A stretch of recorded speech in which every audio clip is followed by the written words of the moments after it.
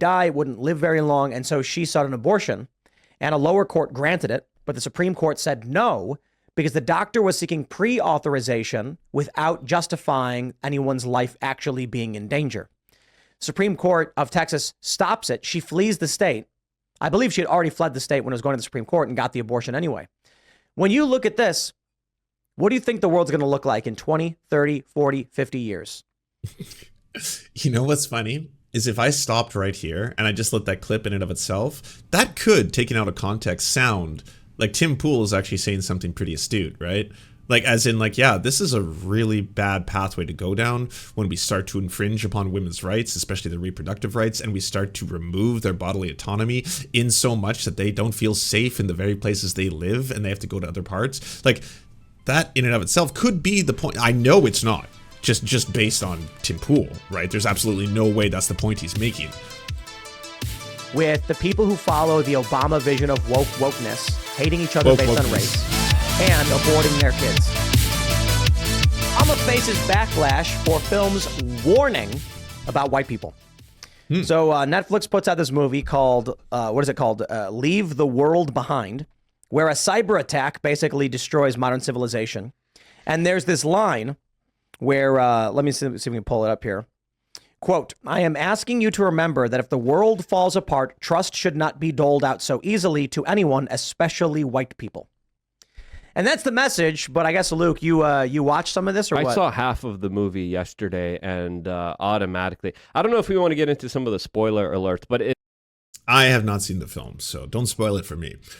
The scene in question shows a black couple lying in bed as the lines, I'm asking you to remember that if the world falls apart, trust should not be doled out as easily to anyone, especially white people.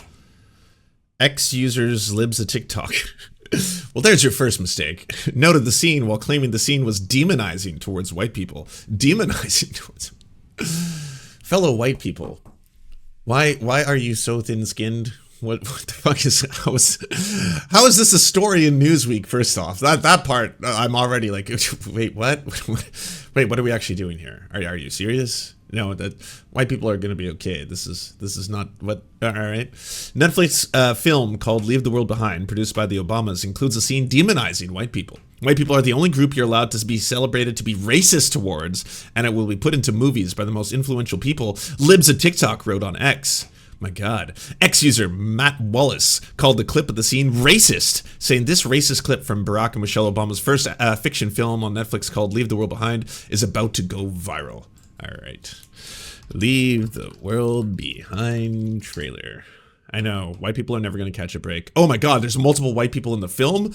I didn't even know this. These are some of my favorite white people. I love Ethan Hawke. Ethan Hawke. I'd say it ain't so. Have you gone full racist? Is your business. Wait, is that Kevin Bacon? Kevin Bacon? No. How could you do this? How could you turn full racist? Get in the car right now!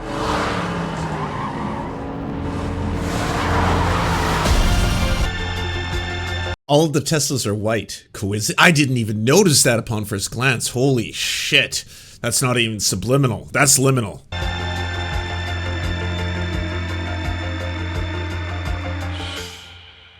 Yeah, I'm sorry. What? I don't get it. What about this was racist? Like, what? Was I wasn't paying attention, I guess, as closely to the right-wing outrage factory back around when, you know, Jordan Peele films were really breaking out, you know, like Get Out. Was there a whole outrage cycle over that? Was that seen as like an incredibly racist film towards white people? Or was Us also seen as an incredibly racist film towards white people? Was there like tons and tons of videos on it? And like, yeah, apparently there's this new horror film that everyone's saying you have to check out until you watch it and you realize the whole thing's extremely racist towards white people. I'm assuming, just based on the fact that this which doesn't really seem that heavy-handed at all in the trailer, at least in terms of its like social or political commentary yet. It's more just kind of like, yeah, it's mysterious. Yeah, who knows what's really going on? Don't you want to find out? Don't you want a Netflix subscription? You know you want a Netflix subscription. That's more how I got it. So Obama, he produced it, so he wasn't one of the writers. I haven't watched all of it.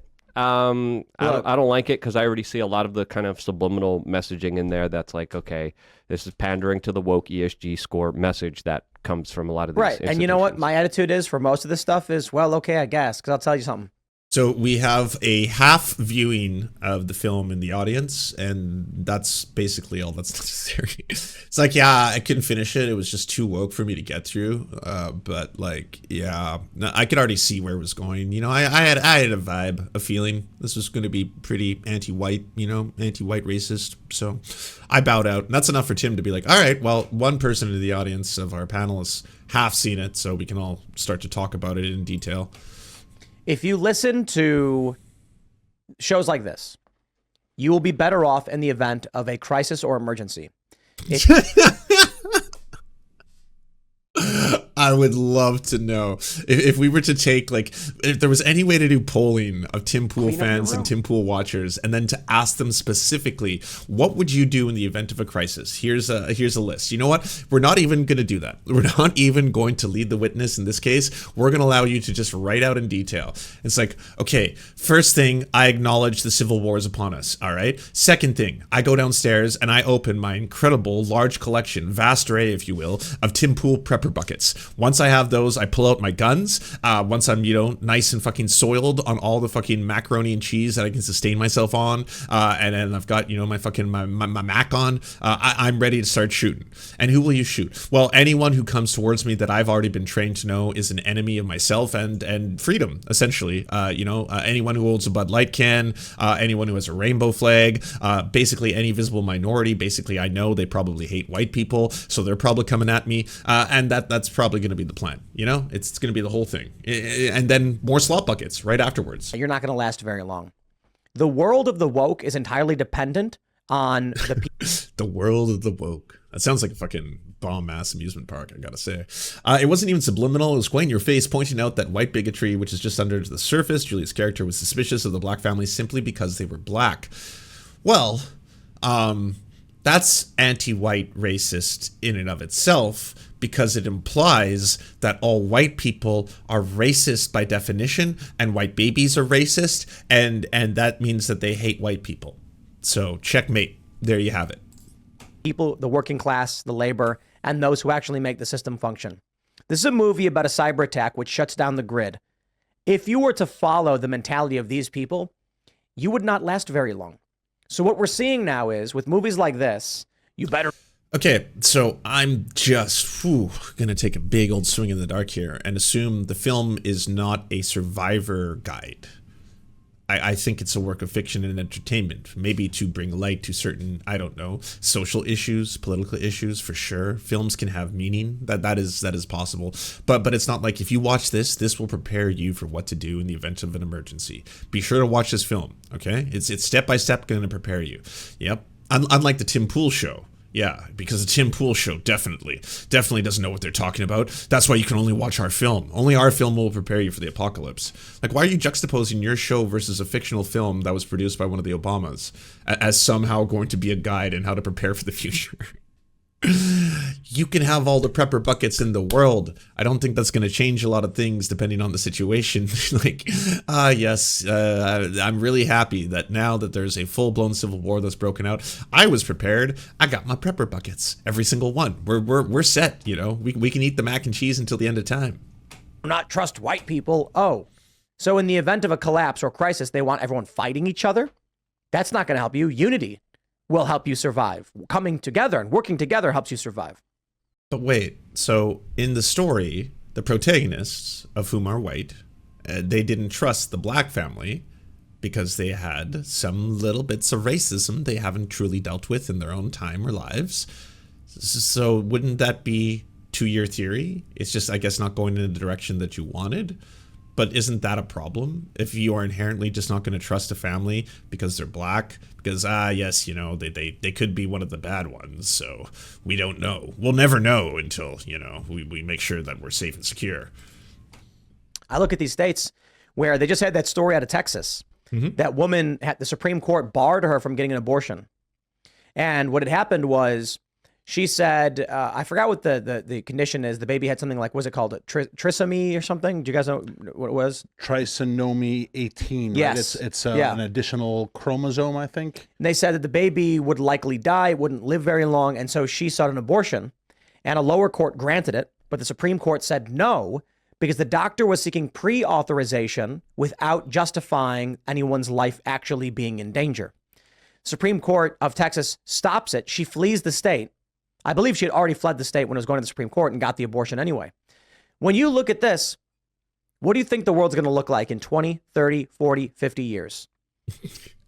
You know what's funny? Is if I stopped right here and I just let that clip in and of itself, that could, taken out of context, sound like Tim Pool is actually saying something pretty astute, right?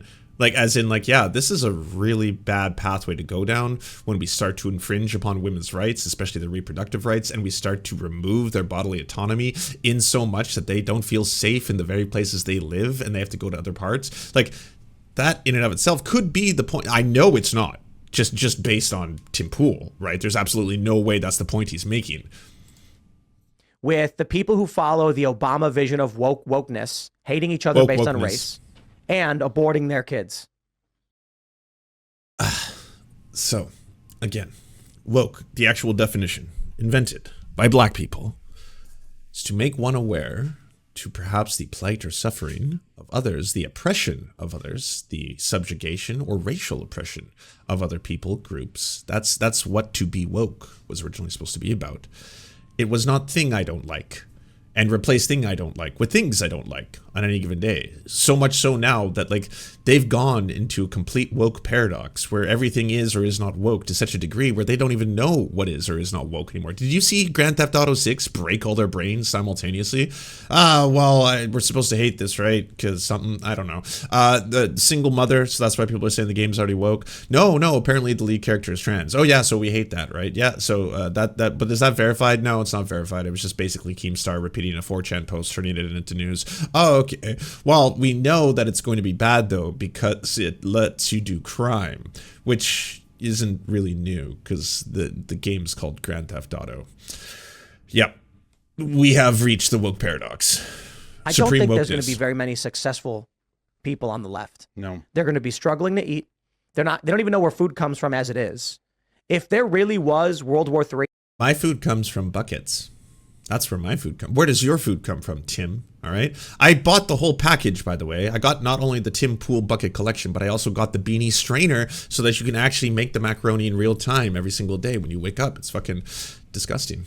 You know, you got Jack Posobiec and Alex Jones talking about a false flag starting full-scale war with Russia right before the election in October. So maybe don't listen to white supremacists and their white supremacy. I don't know if they're going to be great, guides for you to follow. They don't really believe in much, by the way. Jack Posobiec, who's just going off all day and all night about how Disney is groomers, groomer Disney, Disney groomer, groomer Disney. If you talk to anyone who goes to Disney, they're groomer. If you watch a Disney movie, you're a groomer. If you show your kids Disney films, you're a groomer. Oh, there's Jack Posobiec and his family going to Disneyland for that good old woke indoctrination, some might say. The only way Joe Biden could possibly win. And what do you think's going to happen when there's rationing, when there's crisis? Yo, I put up this video.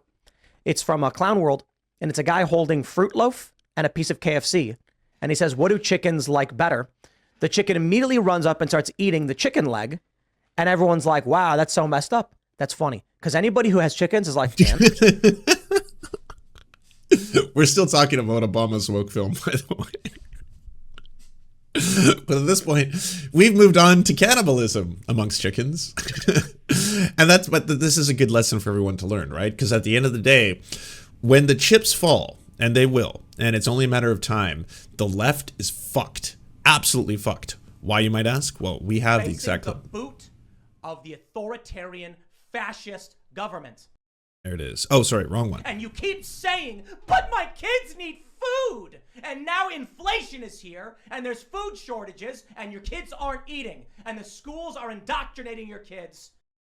That was supposed to happen right before Joe Biden got elected. And it didn't play out as well. Neither did, of course, the 49 state landslide that Tim Pool predicted.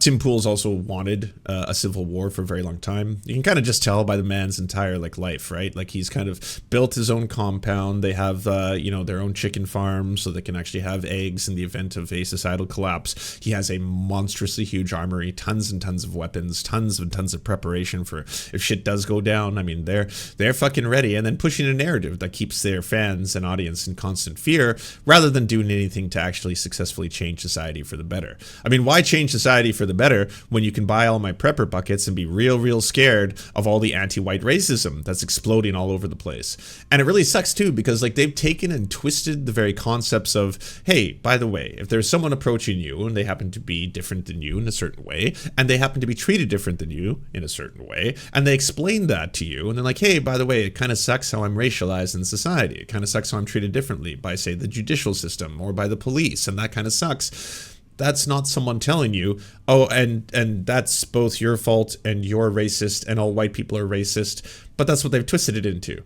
It was like the smallest of acknowledgments kind of thing, the bar being low, being like, hey, by the way, I just want to point out how the world works. Here's some sociology for you.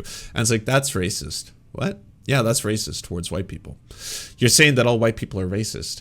Well, no, actually. It's not just white people. It's just society at large reinforces a lot of these stereotypes. These stereotypes and a lot of the stuff can be so ingrained that people within the same groups that are affected by this can also reinforce this, right? Like in the studies that they show whether or not it's more threatening when you see photos being shown to you of people with lighter skin or darker skin, and they run these same studies, and the studies done, this has been done by Harvard, for example, people in groups such as black people will also respond in similar ways, and that yes, this person, even when they're smiling or such, may be seen as more threatening as a result of a lot of this indoctrination that I've had my entire life. Like this is not simply a uniquely white thing or black thing. This is just like, let's point this out. Let's look at this. Let's analyze this, because these are, again, based on social constructs. We made them up. It's based on a lot of factors. How much human beings were close or not close to the equator changed some elements of, say, the amount of melanin that we had in our skin, and based on that, we started to create racialized categories and say that this is this, and then along comes white supremacy, thinking that this is the one superior race and the other races have to be subjugated, all that kind of stuff. I think it's good to learn, interesting to learn. I think we should learn how this stuff came about, because yeah, the inquisitive mind might want to know why the world operates in the way it does, but all that got twisted. Thanks, Christopher Rufo. But lots of people did it. Lots of people just took all that and were like, oh, well, this, at the end of the day, is anti-white racism. Yes, if you want to explain the history of slavery in the United States, you have to do so and acknowledge the fact that the United States ended slavery and were the heroes and the good guys. If you aren't going to do that, then what are you trying to do? I don't know, explain how bad the North Atlantic slave trade was, hopefully insofar as we never repeat it again. And we also look at how a lot of the current effects and the way our society operates today, including the fact that prisoners can still do very little to no paid labor, kind of like a form of slavery, and why it disproportionately affects groups of people of color. That might be something worth examining or looking at. That's not anti-white to look at that. It's anti-white supremacist. That's what it is. Yeah. And so the only people who should be upset by that kind of stuff are white supremacists who are like, well, no, but I like those things. But if you're anti-white supremacist, as I'm assuming most people hopefully are, then this stuff shouldn't disturb anyone. Chickens eat each other relatively often. They'll not super often, but if one dies, they'll just eat the body. Yeah. They're cannibals. Yeah. So they're carnivores. Right. Yeah. Dude, you blather? Well, I mean, that is kind of what I do for a living, and you're watching the show. Unfortunately, if you do watch one of my streams, you're going to hear me talk. It does come with the whole experience. They're just going to eat it. And we actually had a chicken die. It got its the I'm sorry, I'll stop interrupting the chicken cannibalism segment. I know it's scripted. For their business. And it went over her face. You couldn't see, so they just mauled her to death. And I'm like, chickens are brutal, man. My point is, the average person has no idea how to do even the most basic things to survive. How did you make that jump? Chickens are brutal, man. Chickens will eat each other. Chickens, they'll just cannibalize each other. It's fucked. And so that just brings me to my point that people, they have no idea how to prepare for the future. Absolutely none, They're just going to be like a bunch of chickens. Headless chickens, if you will. And they're watching this media What's scaring me is we're Yeah, I know. It does go back to the Jordan Peterson lobster shit, eh? Oh, human beings like the noble lobster release certain kinds of chemicals and pheromones in order to have dominance, and when you become the hierarchical head lobster, truly you are the one alpha. It's like, what? This closed loop. Basically, you have this trajectory from the dawn of civilization till today. Alex Jones did say he would eat my ass. That's true. I even put it on the soundboard. I'll eat your ass. There have been successful ideas, technology, methodologies, social concepts, morality that has led to tremendous success. This branch has happened. It's branched off, and then instead of leading themselves to a brighter future, developing new techniques, developing survival, they just loop around in a circle. So now they're all just trapped in one big circle of failure. And should the system collapse, they'll just spiral out. Yeah, and instead of trying to get people to But all of you are ready, so you better keep promoting that idea of societal collapse and get lots of other people to think about that impending societal collapse. I don't know if you all know this, preppers, by the way, if you've ever seen documentaries on preppers or people who do prepping and stuff like that, there's nothing wrong. I'm going to separate preppers from, other people who just want to learn survival techniques or skills. That's different, survival man. I loves me some survival man. I think it's pretty awesome how you can just be dropped off in the middle of the woods and then build a house. I can't do that, right? Like, and it would be really cool if I was or had that ability. I would feel like a real man. That would actually really affirm my masculinity. But like, I have nothing against someone who learns techniques or survival skills. I think, they can be absolutely viable. I'm not here to shit on that. Preppers are a totally different beast. Preppers are people who are just stockpiling tons and tons of stuff, whether it be dry preserved goods, Tim Pool's prepper buckets, or in a lot of cases, weapons, tons and tons of weapons. And all of them are preparing for this potential apocalyptic future in which preppers believe they're going to have some kind of new, hierarchical authority. Because obviously, it's like, hey, well, when the world goes to shit, I'm the only one who knows how to properly piss on coal in order to create, them some new sustainable fuel source. And I've learned deeply how to do this. And there's obviously going to be mass panic, cannibalism. People will turn into chickens just like that. Like, honestly, it will take no time at all. You'll just see people eating each other on the streets. Won't even need any kind of zombie virus to do it. Anarchy, chaos, you name it, the whole shit, everything goes Jokerfied. All right. Full Jokerification. At which point I will be your new king lord, because people will come to me and they'll be like, please let us have some of your prepper bucket slop. We need your slop. And yes, I will dole out the slop, but it'll be to select people, most likely to the femoids that will want to be impregnated by me to create the new super race of people, because that's what the next generation will need. And that's what you get with a lot of fucking the prepper culture. Now, I'm not saying these motherfuckers are quite that intense, but definitely if there is a financial incentive to your entire outfit and your media empire to keep pushing this idea on everyone, to keep being like, hey, we're all fucked. We're getting closer and closer towards complete and utter destruction. People are going to be shooting each other on the streets. We're going to turn into chickens, eat each other. And that's why you got to get the prepper buckets. That's why you got to keep watching my show. I'm the only show that's preparing you for that. I'm the only show that's getting you ready. Like, that is very different than being like, hey, everyone, there is a lot of fucked up stuff in society. It is creating a lot of tension, and it can result in real world violence. And we are seeing some of that play out today. And there are a lot of dangers with far right militias who are heavily armed, heavily trained, or people who are simply preparing for some new apocalyptic future in which they will be the Lord Kings who get to dole out the slop. So why don't we work on fixing a lot of the problems we have? Why don't we work on, say, stop giving all of these tax breaks to massive institutions, billionaires, to billionaire class and stuff like that, start reappropriating it into systems that will help people, systems like housing projects, systems like feeding programs, but that might be too radical. Let's just say healthcare for Americans. I think Americans at this point should have some kind of free universal healthcare program, but stuff like that that'll actually legitimately have way more access to mental health care, way more access to it. And honestly, that will go a very long way, a lot further than every single one of you just admit it, the shit's done, game's over, start buying my prepper buckets, And maybe I do need prepper buckets at this point. I feel like I've missed out on a pretty good market. work together. They're just getting the message over and over and over again. Don't trust white people. White people are bad. All your problems are because of white people. That messaging is everywhere. It's subliminal. What are you talking about? Where? It was not in that film. The film you didn't watch, but again, it's not don't trust white people are evil. Don't trust white people. White people are going to kill you. Blah, blah, blah, blah, blah. All of this is a response to people trying to get other people to recognize the concepts of what whiteness is or what hierarchies are or how people who aren't white might be treated differently in society. That's all been met with, well, this is the message. They're telling you to hate white people or not to trust white people. White people are evil. It's overt. In a film about white people not trusting black people, by the way.